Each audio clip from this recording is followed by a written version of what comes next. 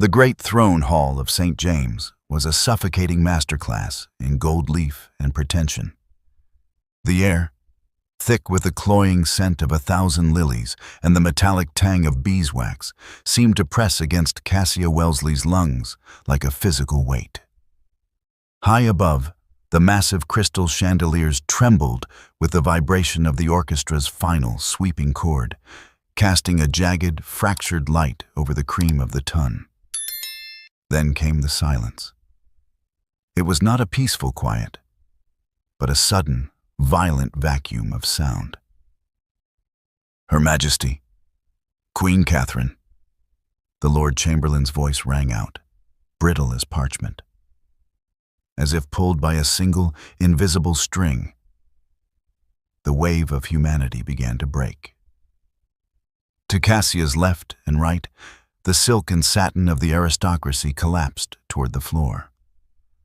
The rustle of petticoats sounded like a forest of dry leaves caught in a sudden wind. Countesses, duchesses, and debutantes vanished into deep, sweeping curtsies, their foreheads bowed low in a display of practiced, fearful submission. Cassia felt the heat of her mother's frantic whisper from the floor beside her. "Cassia, get down! For the love of God, girl, kneel!" But Cassia Wellesley did not move. She stood at the very edge of the central aisle, her spine a column of unyielding marble. While every other soul in the room was bent double, Cassia remained upright, her chin tilted at an angle that bordered on the treasonous. She wore a gown of deep, midnight emerald, a color that seemed to absorb the golden light around her, making her stand out like a dark flame in a room full of pale moths. At the far end of the hall, Queen Catherine froze. Her foot, encased in a jewel-encrusted slipper, stopped mid-step upon the red velvet dais. The Queen was a woman who measured her power by the degree of the spines curved before her, and in this moment, there was a glaring, upright defiance in her line of sight. The Queen's face did not redden with anger. Instead, it turned to stone. The flesh around her eyes tightened, turning them into two cold, blue chips of Arctic ice. Behind her, the royal guards shifted, the subtle clatter of their sabers against their thighs echoing with lethal intent in the hushed room. Cassia's heart hammered a frantic rhythm against her ribs, but she did not let her gaze waver. She thought of the young maid she had seen earlier that afternoon, dismissed without pay, thrown into the gutters of London because she had tripped over the Queen's pet spaniel. She thought of the arrogance of a crown that demanded the soul along with the ceremony. Her refusal was not a lack of manners. It was a refusal to acknowledge the divinity of a tyrant. "Lady Cassia," the Queen said, her voice a low, dangerous purr that carried to every corner of the silent hall. "It appears the weight of your family's history has made your knees too stiff for proper decorum." "My knees are quite supple, Your Majesty," Cassia replied, her voice steady despite the adrenaline coursing through her veins. "It is simply that I reserve my bowing for those I truly respect." A collective gasp, sharp as a blade, swept through the room. Cassia's mother made a small, choked sound of despair, burying her face further into her skirts. "My beautiful family, before we dive into this interesting story, I need to share something important with you. We're on a mission to reach 1,000 subscribers, and right now, there are only limited spots to be among our founding 1,000, our inner circle who were here from the beginning. And I want you to be among our most cherished first 1,000. These first 1,000 subscribers will always hold a special place in this community. You'll be the ones who believed in these stories when we were just starting out, the ones who helped build something beautiful. But here's the thing. Once we hit that milestone, that opportunity closes forever. You'll still be welcome, but you won't be part of that exclusive founding group who shaped this channel's journey. So if you've been watching without subscribing, now is your moment. Don't let this story end without you being part of our family. And tell me where you are watching from. Now, let's get into the story. Queen Catherine took a single step down from the dais. The silence deepened, becoming so heavy it felt as though the very walls were closing in. The Queen's hand, white-knuckled and trembling with a cold, refined rage, gripped the head of her golden staff. "Respect is not a choice in this court, girl," the Queen hissed. "It is a requirement for survival." Catherine gestured sharply to the captain of the guard. The steel rang out as two men stepped forward, their faces grim masks beneath their plumed hats. They moved toward Cassia, their heavy boots thudding against the polished floor, a sound like the ticking of a clock counting down the final seconds of her freedom. Cassia felt the cold breath of the tower on her neck. She had known this would happen. She had known the price of her pride, and yet, as the guards reached for her arms, she did not flinch. She prepared herself for the iron grip, for the scandal that would bury the Wellesley name forever. But the guards never reached her. A shadow, vast and imposing, cut across the golden light of the aisle. The air in the room seemed to chill, the temperature dropping as a new presence made itself known. It was a presence that didn't just command the room, it owned it. "Stand back," a voice commanded. It wasn't loud, but it possessed a resonant, baritone authority that brought the guards to a dead halt.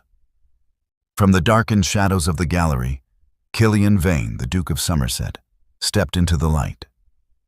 He was a man of sharp angles and darker rumors, his black evening coat fitting his broad shoulders like a suit of armor. His eyes, the color of a stormy sea, swept over the scene with a chilling detachment. He didn't bow to the Queen.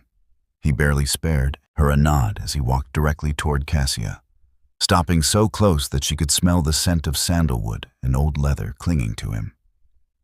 He looked down at her, his expression unreadable, before turning his gaze toward the throne. "The lady is not being insolent, Catherine," Killian said, his use of the Queen's first name sending a fresh wave of shock through the assembly. He placed a possessive, heavy hand on Cassia's shoulder, the heat of his palms seeping through the thin silk of her gown. The Queen's eyes narrowed until they were mere slits. "Explain yourself, Somerset, before I have her dragged to the dungeons alongside you." Killian's lips curved into a ghost of a smile, a cold, predatory expression that didn't reach his eyes. "She does not bow," the Duke declared, his voice ringing with a terrifying finality, "because she acts under my express command. She is my betrothed, Your Majesty, and as the future Duchess of Somerset, her loyalty and her movements belong to me alone. If there is a price for her standing tall, I shall be the one to pay it."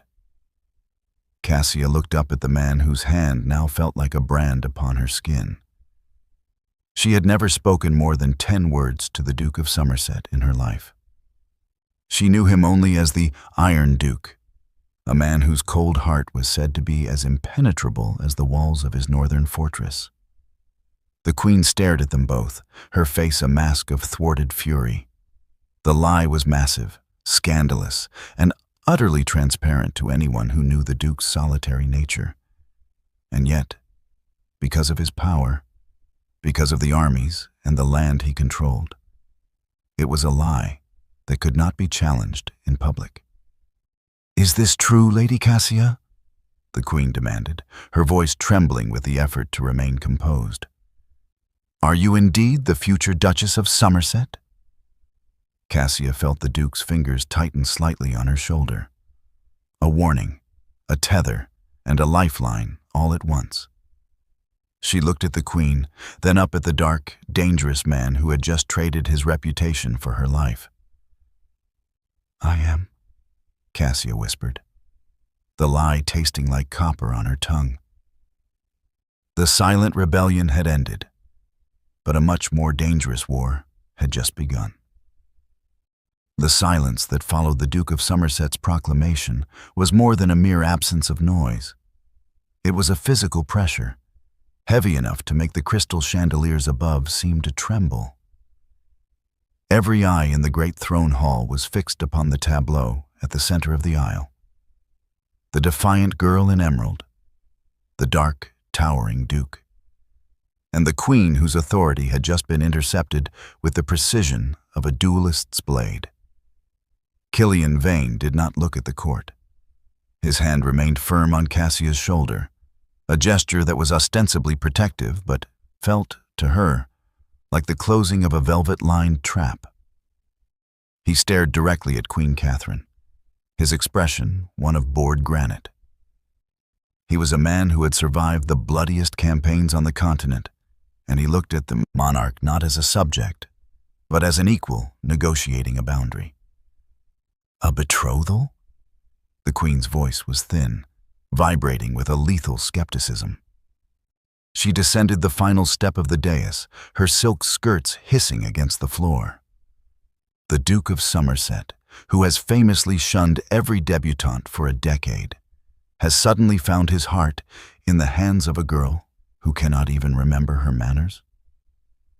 Love often finds us in the most inconvenient moments, Your Majesty, Killian replied, his baritone voice smooth and utterly devoid of warmth.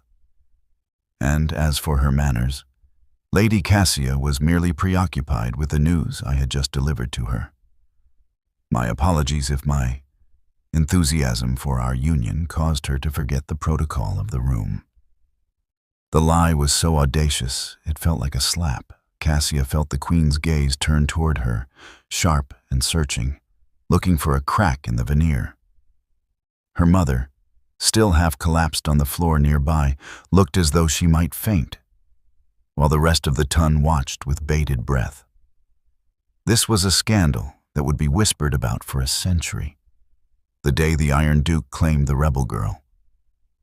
I find it curious, the Queen hissed, stopping inches from them, that the Lord Chamberlain received no notice of this alliance. A duke's betrothal is a matter of state, Vane. It was to be announced tomorrow, Killian lied effortlessly, his thumb brushing against the silk of Cassia's gown in a way that made her skin prickle. But given the sudden tension in the room, I felt it best to claim my prize tonight. I'm sure you understand the desire to protect what is one's own. The Queen looked at the guards, who were still standing frozen between the throne and the girl. She could order them to proceed. She could arrest Cassia and challenge the Duke. But to do so would be to declare war on the North, on the Duke's vast wealth, and on the man who held the keys to half the king's treasury. The calculation played out behind Catherine's cold eyes.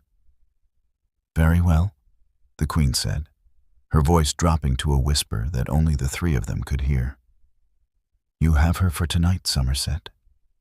But do not think a duke's ring is a shield against the tower if this is found to be a charade. I will have the truth of this, and if she is not your wife by the turn of the season, I will have her head. She will be exactly where she belongs, Killian said, his eyes narrowing. He didn't wait for a formal dismissal. He bowed just enough to satisfy the barest requirement of the law, then turned, his arm sliding from Cassia's shoulder to grip her hand with bruising strength. We are leaving.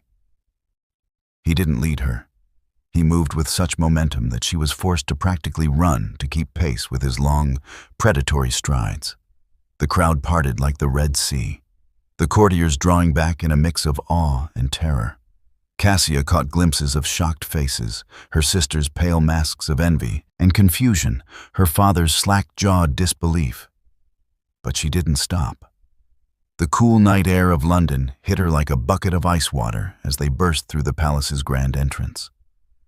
The Duke's carriage, a black-painted beast pulled by 4 restless stallions, was already pulling up to the curb, the footman scrambling to open the door. "Get in," Killian commanded, his voice no longer the smooth silk he had used with the Queen, but a rough, jagged rasp. Cassia scrambled into the dark interior, her emerald skirts billowing around her. Before she could even settle onto the leather seat, the Duke climbed in after her, the carriage rocking under his weight. He slammed the door shut and signaled the driver. With a crack of the whip, they lurched forward, the palace lights receding into the fog. For a long moment, the only sound was the frantic rhythm of the horse's hooves and Cassia's own labored breathing. She stared at the man sitting opposite her in the shadows. He looked even more formidable in the dark, his silhouette cutting a jagged line against the passing street lamps. "Why?" she finally managed to gasp, her voice trembling. "You don't even know me. You just told the Queen of England that we are to be married. You've committed treason for a stranger." Killian Vane leaned forward, the light of a passing lantern catching the cold, hard glint in his eyes. He didn't look like a savior. He looked like a man who had just purchased a very expensive and very dangerous problem. "I didn't do it for you, Lady Cassia," he said, his voice dropping to a low, dangerous rumble. "The Queen has been looking for a reason to seize my lands for years. By claiming you, I've denied her that chance. But make no mistake, you are now bound to the Iron Duke. And my protection comes with a price that may make you wish you had taken your chances with the executioner." Cassia leaned back into the shadows, the reality of her situation settling into her bones. She was no longer a prisoner of the crown, but she was now the property of a man who seemed to have no soul at all. The carriage sped north, leaving the safety of the city behind, as the first act of their desperate gamble began to unfold. The carriage lurched violently as it rounded a corner, the iron-rimmed wheels screaming against the cobblestones of Mayfair. Inside the velvet-lined cabin, the air was thick with the scent of damp wool and the Duke's lingering cologne, a sharp, cold aroma of cedar and ozone. Cassia gripped the leather strap hanging by the window, her knuckles as white as the pearls at her throat. Across from her, Killian Vane sat in terrifying stillness, his silhouette occasionally illuminated by the flickering amber of passing street lamps. "The Tower is a cold place for a woman who values her integrity," Killian said, his voice cutting through the rattle of the coach. He hadn't moved a muscle, yet his presence seemed to occupy every inch of the cramped space. "Queen Catherine does not issue threats for the sake of hearing her own voice. By dawn, she will have her hounds sniffing at your father's door. She will look for any reason to prove that our betrothal is a farce." Cassia straightened her emerald skirts, trying to reclaim some shred of the dignity she had brandished so boldly in the ballroom. "Then why did you do it? You told me you didn't do it for my sake. If you despise the Queen's overreach as much as I do, you've only tied yourself to a sinking ship. My family is influential, yes, but we are not powerful enough to shield you from the scandal of a fake engagement." Killian leaned forward, the light of a distant torch catching the harsh, diagonal scar that ran from his temple to his jaw. "I do not need your family's influence, Lady Cassia. I need your defiance." He settled back into the shadows, his eyes tracking her with predatory focus. "The King's health is failing, and the Regency Council is divided. There is a vote approaching regarding the Northern Enclosure Acts, lands that have belonged to the Vanes for centuries. The Queen wants those lands for her favorites. She has labeled me the Iron Duke, a man too cold and detached to care for the people or the traditions of the realm. She portrays me as a monster to turn the council against me."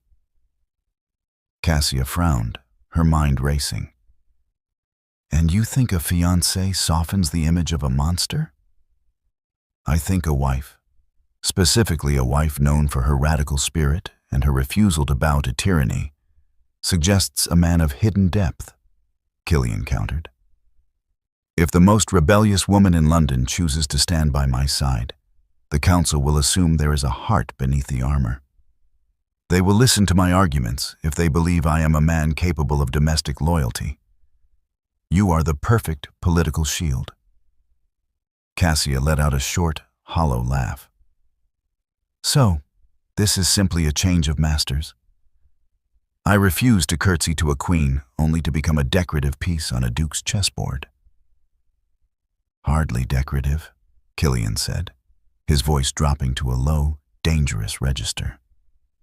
"You will be my duchess in every way that the public can perceive. You will move into Somerset House tonight. You will manage my social calendar. You will stand at my right hand at every function. And you will convince every gossip from here to Scotland that you adore me. In exchange, I provide you with an ironclad sanctuary. No guard will touch you. No queen will dare arrest you. I will pay your family's mounting debts and ensure your sisters are married off to men who won't care about your treasonous reputation." The carriage slowed as they entered the darker, more secluded streets leading toward the Duke's massive town residence. Cassia looked out the window, watching the fog swallow the London skyline. She thought of the tower's damp stone walls and the sound of a heavy iron bolt sliding home.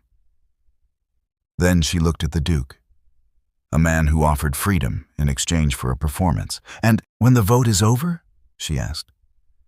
"When you have your land secured and the Queen has retreated?" "Then we shall find a quiet way to end it," Killian said, though his gaze lingered on her for a second too long for the words to feel entirely honest. "An annulment, perhaps, or a quiet life on separate ends of my estate. You will have your independence back and a fortune to fund it." Cassia reached out, her hand trembling slightly as she extended it toward him. "I want it in writing. I want your word that you will not interfere with my personal convictions, even if they embarrass you." Killian looked at her hand, then slowly reached out and took it. His skin was hot, his grip firm and overwhelming. He didn't shake her hand. He held it, his thumb tracing the line of her wrist where her pulse jumped like a trapped bird.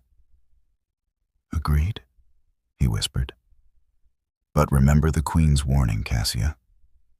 If we fail to be convincing, we both hang. From this moment on, you are the future Duchess of Somerset. You will act as though you would burn the world down to keep me warm. And I shall play the part of the man who finally found something worth protecting." The carriage came to a halt before the towering, soot-stained gates of Somerset House.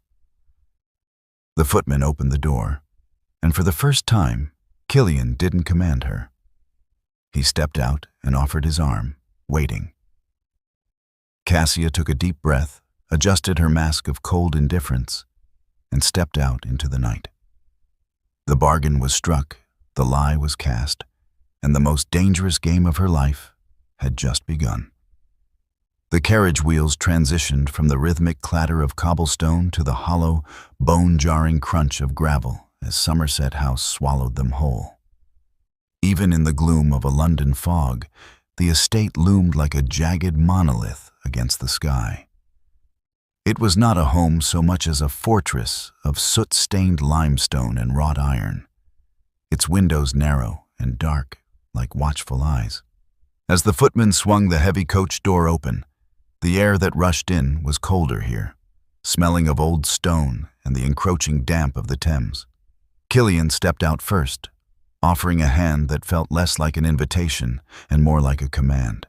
Cassia took it, her emerald skirts rustling with a sound like dying leaves as she descended. She looked up at the sprawling facade, feeling the sheer weight of the Duke's history pressing down on her. There were no flowers in the stone urns, no warm lanterns glowing in the foyer to welcome the master home. Only the silent, rigid lines of an architecture built to withstand a siege. "It is not the palace, Lady Cassia," Killian said, his voice low and rasping in the night air. But it is the only place in England where the Queen's warrants go to die. Step inside. As they crossed the threshold, the massive oak doors groaned shut behind them with a finality that echoed through the cavernous entrance hall. The interior was a study in shadows and cold marble. Great tapestries hung from the walls, depicting battles long forgotten, their colors faded to the hue of dried blood. The only light came from a single candelabra held by an aging butler who looked as though he had been carved from the same gray stone as the walls. "Welcome home, Your Grace," the man murmured, his eyes flickering briefly to Cassia with a mixture of shock and profound weariness. "We did not expect company." "The Lady Cassia Wellesley will be staying with us indefinitely, Miller," Killian stated, stripping off his leather gloves. "She is to be treated as the Duchess. See that the North Suite is prepared. Ensure a fire is lit. The lady has a penchant for standing in drafts." Killian began to move through the hall, his boots echoing with a lonely, rhythmic thud. Cassia followed, her eyes wandering over the curiosities that lined the corridor. Ancient swords, tattered regimental flags, and portraits of vain ancestors who all possessed the same hard, uncompromising jawline as the man walking before her. But as they passed into the library, a room sprawling with thousands of leather-bound volumes, the atmosphere shifted. The Duke moved to a sideboard to pour 2 glasses of dark brandy, his movements stiff. In the dim light, without the eyes of the court upon him, the Iron Duke looked less like a conqueror and more like a man leaning under the weight of an invisible burden. He didn't look at the books. He didn't look at the fine art. He stared at the cold hearth as if waiting for a ghost to appear. "You live here alone," Cassia observed, her voice small in the vast room. "No guests, no music, no life." Killian turned, the amber liquid in his glass catching the candlelight. "A man with my reputation has little use for the trivialities of the ton, Cassia. My neighbors think me a butcher because of the continent, and the Queen thinks me a traitor because I will not bend. This house is built to keep the world out. It serves its purpose." Cassia walked toward a large desk cluttered with maps and architectural drawings of northern drainage systems. She saw the meticulous notes written in his sharp, angular hand. Plans for tenant housing, schools, and land reclamation. These were not the works of a man who didn't care for his people. They were the works of a man obsessed with their survival. She realized then that the Iron Duke was a cage he had built for himself. He had played the villain for so long to protect his interests that the world had stopped looking for the man beneath the armor. He was a prisoner here, trapped by the very reputation that kept his enemies at bay. He lived in a fortress of his own making, surrounded by cold stone and silence, because he believed himself unworthy of anything warmer.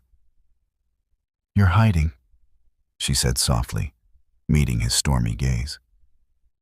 Killian's grip tightened on his glass. "I am protecting what remains. There is a difference." "Is there? You saved me tonight because you needed a shield. But look at this place, Killian. You've been using your title as a shield for years. You stay in the dark so no one can see the scars, and you call it power." For a moment, the mask slipped. A flash of raw, searing vulnerability crossed his face, gone as quickly as a lightning strike. He stepped toward her, the space between them crackling with an intensity that made the air feel thin. "Do not mistake my sanctuary for a cell, Lady Cassia," he whispered, his face inches from hers. "And do not mistake my silence for weakness. You are here because the world outside wants to break you. Inside these walls, you are safe. But do not try to rearrange the furniture of my soul. You will find it a very cold place to sit." He set his glass down with a sharp clink and gestured toward the door where the butler waited. Sleep well, Cassia. Tomorrow, we begin the lie in earnest. Try to look like a woman in love. It will be the hardest work you've ever done. As she followed the servant up the winding stone staircase, Cassia looked back one last time. The Duke was standing by the window, a solitary figure framed by the darkness, looking out at a city that feared him. She realized then that her mission was no longer just to survive the Queen. It was to see if she could find the man who had been buried alive inside the fortress of Somerset. The gray London morning had barely managed to pierce the heavy velvet drapes of the North Suite when a sharp, rhythmic rapping at the door jolted Cassia from a restless sleep. She had spent the night staring at the ornate plasterwork of the ceiling, her mind replaying the Duke's haunting words about the furniture of his soul.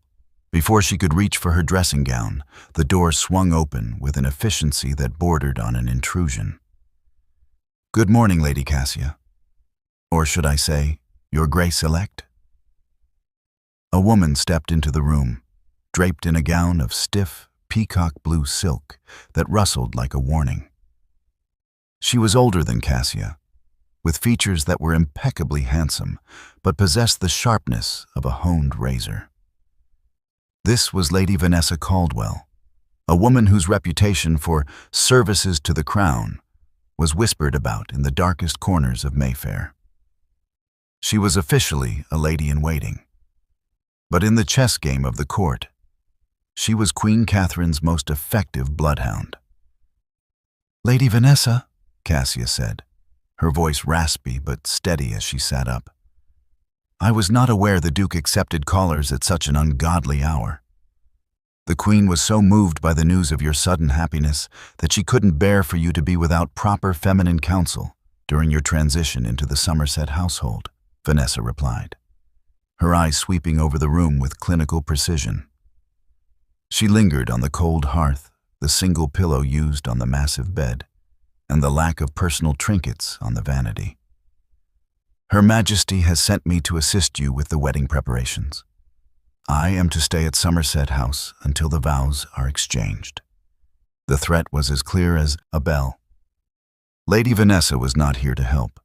She was here to observe, to poke at the seams of their story until the thread snapped. "How thoughtful of Her Majesty," a deep, rumbling voice spoke from the doorway. Killian stood there, framed by the dark oak paneling.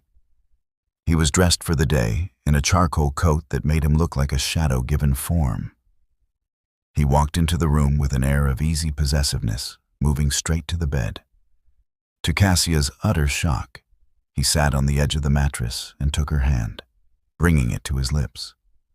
His skin was warm, a startling contrast to the icy atmosphere Vanessa had brought with her. "But as you can see, Vanessa," Killian said, his eyes never leaving Cassia's, "the lady and I are quite occupied with our own private arrangements. I trust Miller has shown you to the guest wing. It is in the Far East Tower, quite isolated, perfect for someone who values discretion." Vanessa's smile didn't reach her eyes. "Isolation can be so dull, Killian. I prefer to be where the heart of the home is. I'm sure Cassia won't mind if I join you both for breakfast. I am so eager to hear the story of your whirlwind courtship. The Tun is dying to know when the Iron Duke finally succumbed to the Wellesley charm." "The story is ours alone," Killian clipped, his grip on Cassia's hand tightening just enough to signal a warning. "But if you insist on witnessing our domesticity, you are welcome to the table. Just do not expect the theater you are used to at court. We are a somber house." The breakfast that followed was a grueling exercise in psychological warfare. The sun struggled to light the long mahogany table, leaving the three of them in a pool of dim amber light. Vanessa sat like a bird of prey, her questions darting out between sips of tea. "Tell me, Cassia," Vanessa purred, leaning forward, "which of Killian's qualities first captured your heart? Was it his legendary silence? Or perhaps the way he ignores the social graces that the rest of us hold so dear?" Cassia looked at Killian. He was methodically cutting a piece of ham, his face a mask of indifference. She knew she had to give Vanessa something, a spark of truth to sell the giant lie. "It was his honesty," Cassia said. And to her surprise, the words felt grounded. In a court full of men who bow and scrape while sharpening their knives, the Duke was the only one who didn't pretend to be anything other than what he is. He is a man who protects what he values. I found that intoxicating. Killian's knife paused. He looked up, his stormy gaze meeting hers, and for a fleeting second, the performance felt perilously real. "And you, Killian?" Vanessa pushed, her voice dripping with artificial sweetness. "What made you choose the girl who refuses to curtsy? Surely not for her obedience." Killian set his cutlery down with a sharp clink that echoed in the silent room. He leaned back, his presence expanding until he seemed to dwarf the table. "I chose her because she is the only person in England who looks at me and doesn't flinch. I have no need for a wife who bows, Vanessa. I have enough subjects. I wanted a partner." Lady Vanessa's eyes narrowed. She stood up, her silk skirts hissing. "A lovely sentiment, truly. I shall write to the Queen immediately and tell her how convincing you both are. But remember, a partner who knows all your secrets is a dangerous thing to keep. I look forward to our walk in the gardens later, Cassia. We have so much more to discuss." As Vanessa swept out of the room, the silence that remained was heavy and suffocating. Cassia let out a breath she hadn't realized she was holding, her shoulders sagging. "She doesn't believe us," Cassia whispered. "She doesn't have to believe us yet," Killian said, his voice dropping to that low, intimate rasp. "She only has to be unable to prove we are lying. But she will watch us when we sleep, Cassia. She will listen at the doors. From this moment on, there is no corner of this house where you are not the future Duchess of Somerset." He stood up and walked to the window, looking out at the gray London sky. "She is a spy, yes, but she is also a mirror. She will show us exactly where our lie is thin. We must become inseparable, Cassia. If you are to survive the Queen, you must learn to live within my shadow." Cassia looked at his broad back, realizing that the fortress of Somerset House had just become a much smaller, more dangerous place. The Queen's spy had arrived, and the performance of their lives had just moved into its most intimate and most perilous act. The afternoon sun struggled to penetrate the thick, dust-moated air of the Somerset Library, casting long, skeletal shadows across the rows of ancient vellum. Killian Vane paced the length of the Persian rug, his boots striking the floor with the precision of a march. He looked every bit the soldier he had once been, his jaw set in a line of rigid iron. "The Queen is a creature of ego, Cassia," he said, his voice echoing against the high stone ceiling. "She does not require your soul, only the appearance of its surrender. When she enters the room tomorrow for the garden inspection, you will drop 3 inches lower than a standard curtsy. Your eyes must seek the floor, not her face. You must breathe as though the very air she exhales is a gift you are humble enough to receive." Cassia sat perched on the edge of a velvet settee, her charcoal pencil scratching aggressively against a sketchbook. "You are asking me to become a shadow, Killian. I didn't survive the scandal of the gala just to vanish into the upholstery of your estate." Killian stopped his pacing and loomed over her, his presence a dark, suffocating shroud. "I am asking you to survive. Lady Vanessa is watching us from every corner. If you cannot mimic the docility the Queen expects, the Duke of Somerset's protection will be viewed as a cloak for a revolutionary. They will tear us both down." He reached down, snatching the sketchbook from her lap. Now stand. Practice the tilt of the head. Subservience is a muscle, Cassia. Flex it. Cassia stood, but she did not bow. Instead, she reached out and snatched her book back, her eyes flashing with a fire that made the Duke recoil a half step. Subservience is not a muscle. It is a rot. You've flexed it so much you've forgotten how to stand straight without your title to prop you up. She flipped the sketchbook open and shoved it toward his chest. Look at this. Since I arrived, this is all I see.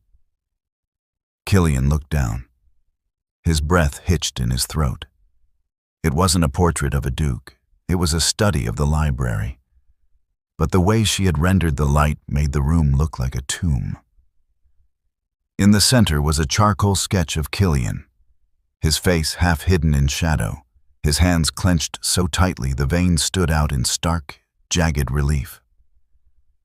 She had captured the way he looked when he thought no one was watching, the profound, crushing loneliness of a man who had built a fortress to keep the world out, only to realize he had locked himself in with his ghosts. "This is not me," he whispered, his voice suddenly stripped of its command. "It is all you allow the world to see," Cassia said, her voice softening as she stepped into his space. She took his hand, the hand that usually held a sword or a quill with bruising force, and guided it to the page. "You spend your days teaching me how to fake a bow, yet you've forgotten how to feel a pulse. Look at the lines, Killian. They are jagged because you are always bracing for a blow that hasn't landed yet." She turned the page to a new, unfinished sketch. It was a drawing of the Somerset Gardens, but unlike the gloomy reality, she had imagined them in full, wild bloom.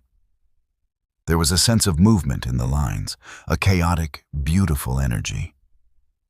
"I won't learn your lessons in submission," she told him, her gaze unwavering, "because they are the lessons of a dead man. If we are to convince the Queen and Vanessa that this is a marriage of passion, you cannot just protect me. You have to live with me." She picked up a stick of soft red chalk and pressed it into his palm, closing his fingers over it. The contact was electric, a spark that seemed to jump through the cold air of the library. "Draw something," she challenged. "Not a map, not a battle plan, not a ledger. Draw the way the light hits the Thames at dusk. Draw the way you felt when you realized you weren't going to let the guards take me." Killian stared at the chalk in his hand as if it were a live coal. He looked at the paper, then back at Cassia. For the first time, the Iron Duke looked vulnerable. His hand trembled, not from fear, but from the sudden, violent awakening of a heart that had been kept in a dark room for a decade. Slowly, awkwardly, he leaned over the desk. He didn't draw the Thames. With a few heavy, unpracticed strokes of the red chalk, he traced the silhouette of a woman standing tall. It was rough, but it possessed a raw, visceral energy. It was Cassia, standing in the throne room, unbowed. "I haven't felt anything but duty since the war," Killian confessed, his voice a low, jagged rasp. He didn't look up, but his thumb brushed against hers on the desk. "I thought if I made myself into stone, I couldn't be broken again. But you are a riot of color in a gray world, Cassia." "Then stop trying to turn me gray," she whispered. He finally looked at her, and the storm in his sea-gray eyes had changed. The coldness was gone, replaced by a simmering, terrifying heat. He reached out, his fingers tracing the line of her jaw, not with the possessiveness of a master, but with the reverence of a man touching fine silk for the first time. In that moment, the lesson in defiance was over, and a lesson in something much more dangerous had begun. Killian Vane was no longer just a protector. He was a man who remembered what it was to want. And as the sound of Lady Vanessa's silk skirts approached the library door, Killian didn't pull away. He leaned closer, his forehead resting against Cassia's, proving that the greatest rebellion wasn't standing up to a queen, it was opening a heart that had been closed for a lifetime. The storm that broke over London that night was not merely a summer rain, but a violent, elemental upheaval that seemed to mimic the turbulence within the walls of Somerset House. Thunder rattled the heavy stone casements, sounding like the ghost of a distant cannonade. And the wind howled through the chimneys with a mournful, human cry. Cassia found sleep impossible. Every crack of lightning illuminated the stark, unfamiliar angles of her suite, turning the elegant furniture into distorted specters. Driven by a restless energy she couldn't name, she lit a single taper and slipped out into the drafty corridor. She found herself drawn toward the library, the one room that felt as though it held the pulse of the man who had claimed her life as his own. She found him there, though he was not at his desk. Killian was standing by the tall, uncurtained windows, silhouetted against the white-blue flashes of the storm. He had stripped away his coat and cravat. His white linen shirt was unbuttoned at the throat, making him look less like a duke and more like a fallen angel surveying a ruined world. In his hand was a crystal tumbler of amber liquid, but he wasn't drinking. He was simply staring into the chaos. "The thunder in London sounds different than the thunder in Spain," he said, his voice so low it was nearly swallowed by the wind. He didn't turn around. He seemed to sense her presence by the displacement of the air alone. In the Pyrenees, the sound lingers. It bounces off the peaks until you can't tell if it's the heavens breaking or the earth being torn asunder by powder. Cassia moved closer, her candle flame dancing wildly in the draft. "You were there for the retreat to Corunna, weren't you?" Killian finally turned, and the flash of lightning caught his face. He looked older, the lines around his eyes etched with a weariness that no amount of ducal power could erase. "I was there for all of it. The mud, the hunger, the madness." He set his glass down and slowly began to roll up his sleeves, revealing forearms corded with muscle and marked by silvered lines of old trauma.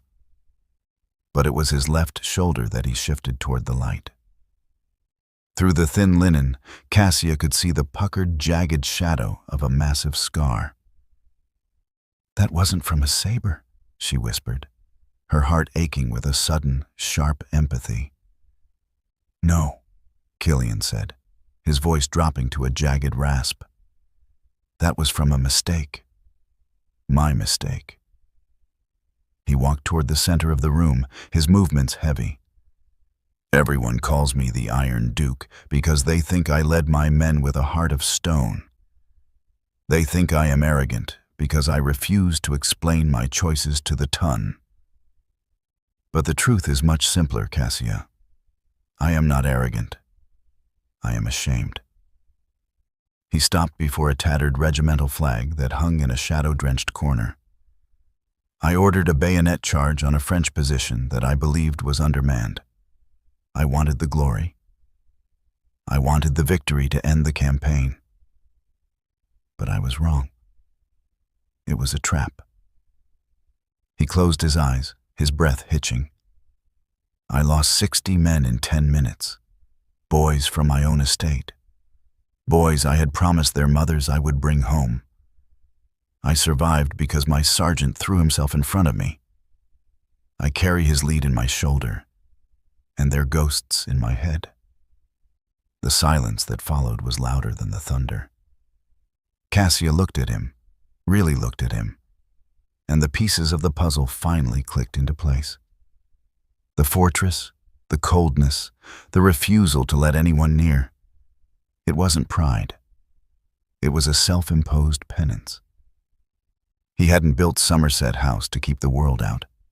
He had built it as a monastery where he could live out his sentence in solitude. He acted as though he were better than the world because he felt he was no longer fit to be part of it. "You've been punishing yourself for a decade," Cassia said softly, stepping into his space. She didn't hesitate this time. She reached out and placed her hand over the scar on his shoulder. He flinched at the contact, a low groan escaping his throat. But he didn't pull away. "I am a butcher, Cassia," he whispered, his head bowing. "The Queen is right to fear me. I have the blood of my own people on my hands." "No," Cassia countered, her voice ringing with a fierce, sudden conviction. She moved her hand from his shoulder to his cheek, forcing him to look at her. His skin was burning. "You are a man who suffered a tragedy and chose to carry the weight of it alone. That isn't villainy, Killian. It's a different kind of courage. But it's a courage that is killing you." The storm outside reached a crescendo, a bolt of lightning striking so close that the entire library was bathed in a blinding, ethereal light. In that white-hot moment, the distance between them evaporated. Killian reached out, his hands finding her waist with a desperate, crushing strength. He pulled her against him, his face buried in the crook of her neck. He wasn't the Duke of Somerset in that moment. He was a man seeking harbor in a storm that had lasted 10 years. "Why are you here?" he choked out against her skin. "Why didn't you run when you had the chance?" "Because," Cassia whispered, her fingers tangling in his dark hair, "I think I'm the only one who knows that the Iron Duke is made of glass, and I've never been very good at letting beautiful things stay broken." Killian pulled back just enough to look at her, his stormy eyes searching hers for any sign of deceit. Finding only the truth, he lowered his head when his lips finally met hers. It wasn't the cold, strategic kiss they had practiced for the Queen. It was a collision of hunger and relief, a midnight confession that didn't need words. The lie they had told the world was rapidly becoming the only truth that mattered. The fragile peace of the North Suite was shattered not by the storm, which had retreated into a damp, gray drizzle, but by the heavy, rhythmic pounding of a royal messenger at the gates of Somerset House. The sound echoed through the stone corridors like a funeral knell, dragging Cassia from the lingering warmth of the library and the memory of Killian's touch. By the time she reached the morning room, Killian was already there. He stood by the hearth, a piece of heavy vellum clutched in his hand. The wax seal, a deep, blood-red stamp of the royal arms, lay broken on the floor. Standing across from him, sipping her tea with a look of predatory satisfaction, was Lady Vanessa. "It seems the Queen's patience has reached its limit," Vanessa said, her voice dripping with artificial sympathy.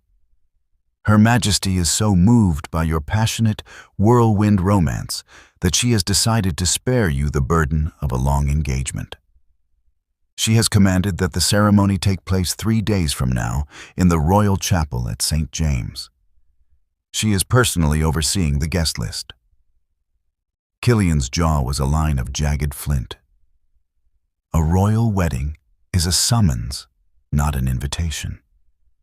She knows that by moving the date forward, we have no time to prepare the legal settlements or the traditional bans. "Oh, Killian," Vanessa purred, setting her cup down with a sharp clink. "The Queen has already waived the bans. She is quite eager to see the Iron Duke and his rebel bride united before the eyes of God and the court. Of course, she expects the Lady Cassia to undergo the traditional prenuptial examination by the royal physicians this afternoon, to ensure the future Duchess is in robust health for the Somerset line." Cassia felt the blood drain from her face. The examination was a trap, a public humiliation designed to strip away her dignity and see if she would break under the pressure.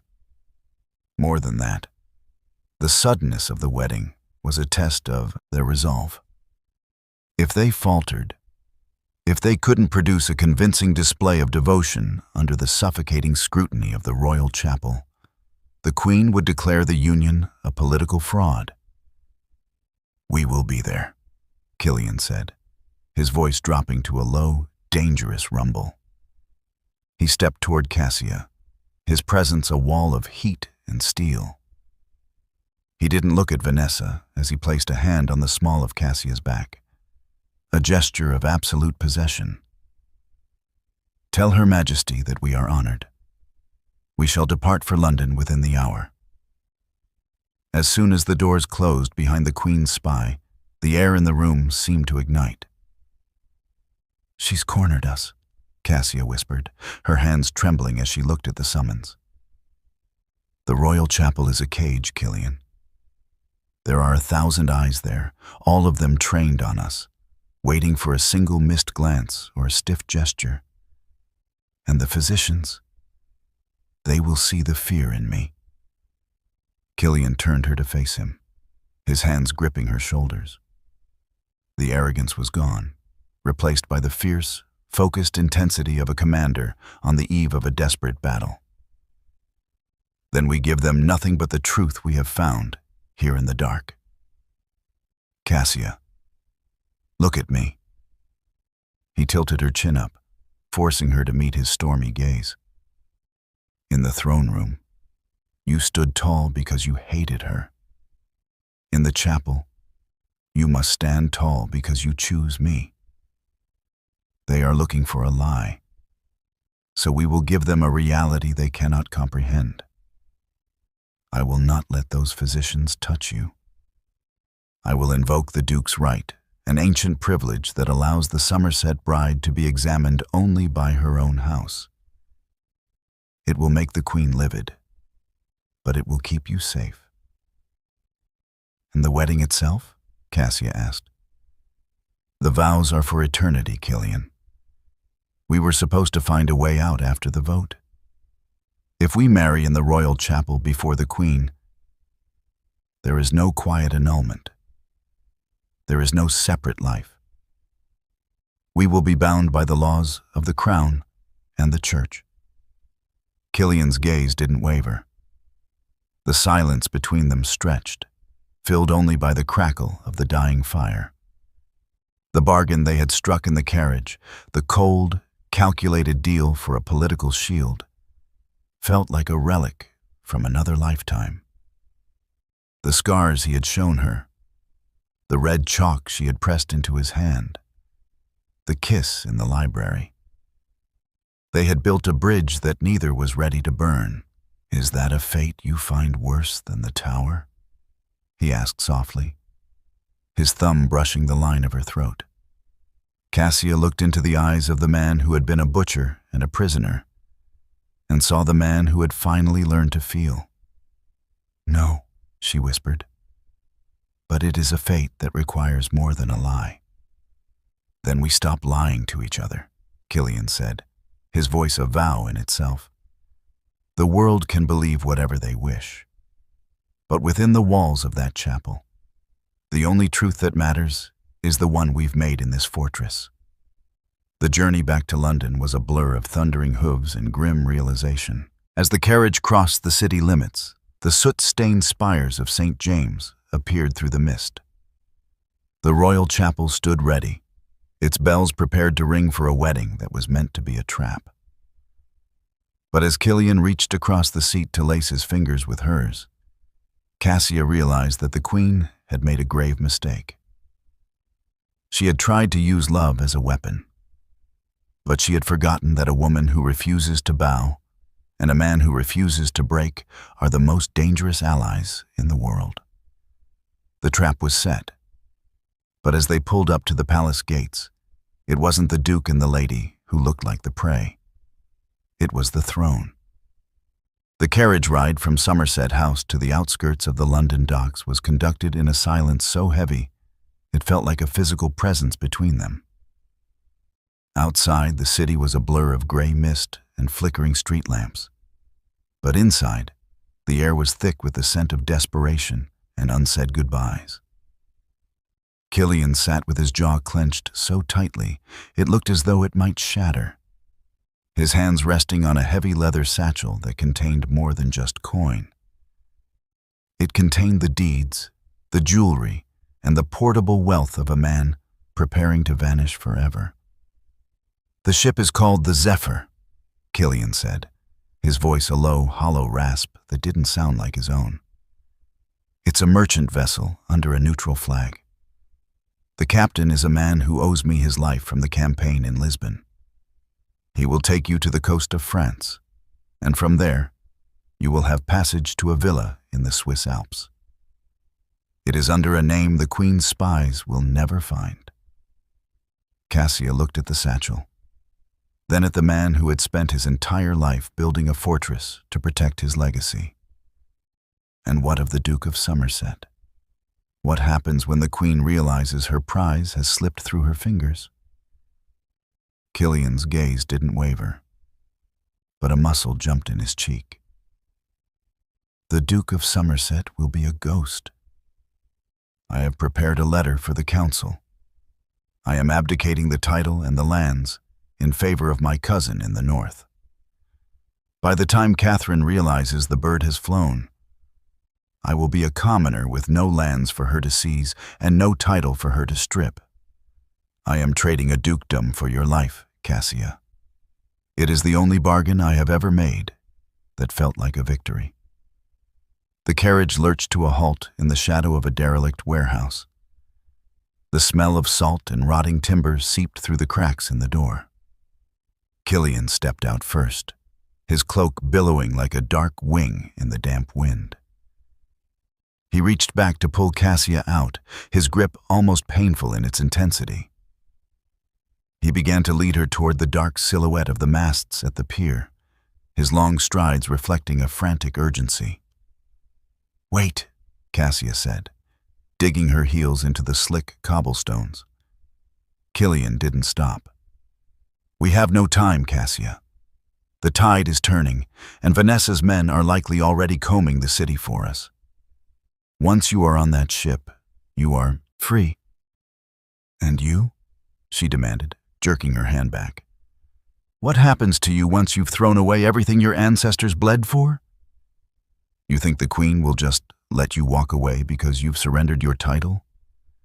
She will hunt you until she can put your head on a spike for the treason of denying her your loyalty." Killian turned, the moonlight catching the raw, jagged pain in his eyes. "It doesn't matter. I told you I am a man of shadows. I can disappear in ways you cannot imagine. But you are a creature of light and fire. I will not let her put you in a cage or a grave just to save a pile of stones and a hollow name. Please, Cassia, get on the boat." Cassia looked at the dark water, then at the man who was willing to commit social and political suicide for her. She saw the Iron Duke standing before her, stripped of his arrogance, stripped of his armor, offering himself up as a sacrifice. And in that moment, she realized that running was the one thing she could never do. If she ran, she would be confirming every lie the Queen had ever told about them. She would be letting the tyrant win. "No," Cassia said, her voice ringing out with a clarity that silenced the lapping of the waves. "Cassia, this isn't a game. I am not going to the Alps, Killian. And you are not giving up your dukedom." She stepped toward him, her emerald silks stained with the river mist, her chin tilted at that same treasonous angle that had started this entire war. "If we run, we are cowards. If we run, we prove that our love was a convenient fiction to escape the law. But if we go back, if we walk into that chapel and take those vows, we take her power away. She cannot seize the lands of a duke who is lawfully wed to a Wellesley. She cannot execute a duchess without a trial that would burn London to the ground. Killian reached for her, his voice a broken whisper. She will kill you, Cassia. She will find a way. Then let her try, Cassia countered, her hands finding his face. You spent years in a fortress of guilt, Killian. I spent years in a prison of expectations. We found each other in the dark. I am not going to let you hide me away in another mountain fortress while you wander the world as a ghost. I want the Duke. I want the man who stands tall even when the sky is falling. She reached into his cloak and pulled out the royal summons, the red wax seal glinting like a drop of blood. We are going to St. James. We are going to walk down that aisle, and we are going to look the Queen in the eye while we say the words. You taught me that defiance is a muscle, Killian. It's time we both used it. Killian looked at her, his chest heaving. The weight of the crown, the weight of his guilt, and the weight of his fear all seemed to collide in his stormy gaze. Slowly, he reached out and took the satchel of gold, dropping it onto the wet stones. He didn't need it. He didn't say a word. He simply swept her into his arms, a kiss that tasted of salt and iron and a new, terrifying hope. He turned her back toward the carriage, his hand firm on the small of her back. To St. James, he commanded the driver, his voice regaining that resonant, baritone authority that had once commanded armies. The ship. The Zephyr sailed on the tide, empty of its intended passenger. Behind it, the carriage raced back toward the heart of the empire. The final showdown was no longer a matter of escape. It was a matter of coronation. Cassia Wellesley had refused to curtsy, but she was about to show the Queen that a woman who refuses to bow is the only one fit to wear a duchess's coronet. The morning of the royal wedding arrived not with the celebratory peal of bells, but with the heavy, rhythmic tolling of a ceremony that felt like an execution. The Royal Chapel of St. James was a masterpiece of suffocating grandeur, filled to the rafters with the high nobility of England, all of whom held their breath in a collective state of morbid fascination. Sunlight bled through the stained glass windows in jagged shards of crimson and violet, illuminating the path where Cassia Wellesley walked toward the altar. She was a vision in ivory silk and Somerset lace, her veil trailing behind her like a summer mist, but it was her face that captured the room's attention. She did not look like a frightened girl being led to a cage. She looked like a queen approaching a rival's borders. Beside her, Killian Vane moved with the predatory grace of a man who had finally found his purpose. Dressed in the dark, formal regalia of his dukedom, his silver-gray eyes were fixed solely on the woman at his side, ignoring the sea of whispers that parted before them. At the head of the chapel, seated upon a smaller version of the throne, Queen Catherine waited. Her face was a mask of cold, porcelain fury. She had expected to see cracks in their resolve. She had expected to see a fake betrothed trembling under the weight of a divine vow. Instead, she saw two people who walked as if the rest of the world had already ceased to exist. The Archbishop's voice droned through the liturgy, ancient and solemn.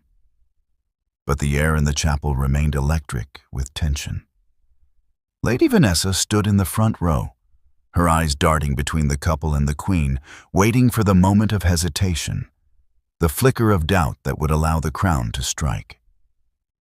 If any man can show just cause why they may not be lawfully joined together, the Archbishop intoned, his voice echoing off the vaulted ceiling, let him now speak, or else hereafter forever hold his peace. A silence so profound, it felt heavy descended upon the congregation. Queen Catherine leaned forward, her hand tightening on the arm of her chair. This was the moment for a confession, for a slip, for the lie to crumble. but the only sound was the steady, rhythmic breathing of the Duke and his bride. "I, Killian Vane, take thee, Cassia Wellesley," the Duke began, his baritone voice ringing out with a resonance that shook the very glass in the windows. He did not look at the priest. He looked into Cassia's eyes. He spoke the vows not as a script, but as a blood oath, his hand clasping hers with a strength that promised a lifetime of protection. When it was Cassia's turn, she didn't waver. Her voice was soft but carried to the furthest corners of the hall. As she spoke the final words of her commitment, the protocol dictated that the newly created Duchess should turn and offer a deep, submissive curtsy to the Queen to acknowledge the Crown's blessing of the union. The court leaned in. The Queen sat back, a ghost of a triumphant smile touching her lips. She had won. She had forced the rebel to marry the monster, and now the rebel would finally bow. But as the prayer ended, Cassia did not turn toward the throne. Instead, in a move that caused 1,000 hearts to stop, Cassia sank slowly to the cold marble floor directly in front of Killian. It was a deep, reverent kneel, her ivory skirts billowing around her like a fallen cloud. It was the very gesture she had denied the Queen, the ultimate sign of submission and respect. But she was not looking at the monarch. Her head was bowed before the man who had shared his scars with her, the man who had been willing to lose everything to see her free. The Queen's face didn't just turn to stone, it shattered. The insult was total. By kneeling to her husband in the presence of the Queen, Cassia had declared that her loyalty, her heart, and her soul belonged to the House of Somerset, not the House of the Crown. She had rendered the Queen a spectator in her own chapel. Killian reached down, his fingers trembling with a raw, visceral emotion as he took her hands and raised her to her feet. He didn't just help her up. He drew her into his arms and kissed her with a desperate public passion that defied every law of royal decorum. In that kiss, the Iron Duke was gone, replaced by a man who was finally, irrevocably home. The Queen stood abruptly, the screech of her chair against the stone sounding like a scream. But the power had already shifted. The council members in the pews were no longer looking at their monarch with fear. They were looking at the Duke and Duchess with awe. The Iron Duke was no longer a solitary monster. He was half of the most powerful alliance in England. "The ceremony is concluded," Killian said, his voice cutting through the rising murmur of the crowd. He didn't ask for permission. He tucked Cassia's arm into his and began to walk back down the aisle.